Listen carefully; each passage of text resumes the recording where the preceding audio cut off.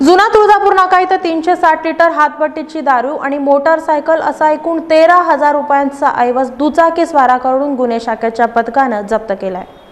लोकसभा निवडणुकीच्या पार्श्वभूमीवर सध्या सगळीकडे पोलिसांचा कडेकोट बंदोबस्त आहे।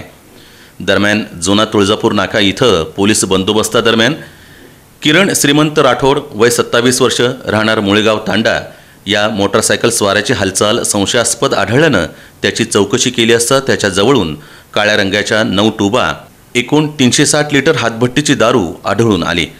यावरून त्याला ताब्यात घेऊन त्याच्यावर कारवाई करण्यात आली आहे।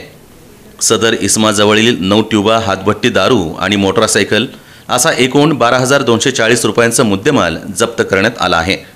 नाकाबंदीच्या वेळेला पहाटे 5:30च्या दरम्यान एक इसम 2 व्हीलरवरून हिरो होंडा पॅशन या गाडीवरून दारूची वाहतूक करताना मिळून आला। तर तो पोलिसांना बघून पळून जाण्याच्या प्रयत्नात होता। पोलिसांनी पाठलाग केला आणि तो पळून जाताना त्याजवळचे जे काही टायर होते ते रस्त्यावर टाकून पोलिसांना अडथळा निर्माण करण्याचा प्रयत्न केला। पण पोलिसांनी जोमाने पाठलाग करून त्याला ताब्यात घेतले आणि त्याच्याजवळ 9 ट्यूबा आढळून आल्या। एका ट्यूबमध्ये 40 लिटर हातभट्टीची दारू होत आहे।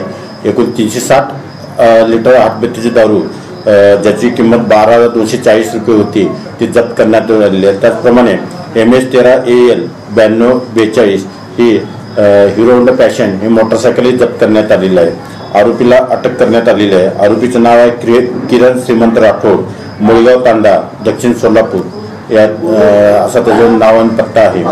आरोपीची त्याला अटक करून त्याची पोलीस कस्टडी घेऊन पुढील तपास आम्ही करीत आहोत। वरील कारवाई जोडवाईपेठ पोलीस ठाणे अंतर्गत सहाय्यक पोलीस निरीक्षक GS साळुंखे, जोडवाईपेठ पोलीस ठाणे आणि पोलीस शिपाई माणिक साठे आणि इतर पोलीस फौजफाटा यांच्या सहयोगाने पार पाडण्यात आली।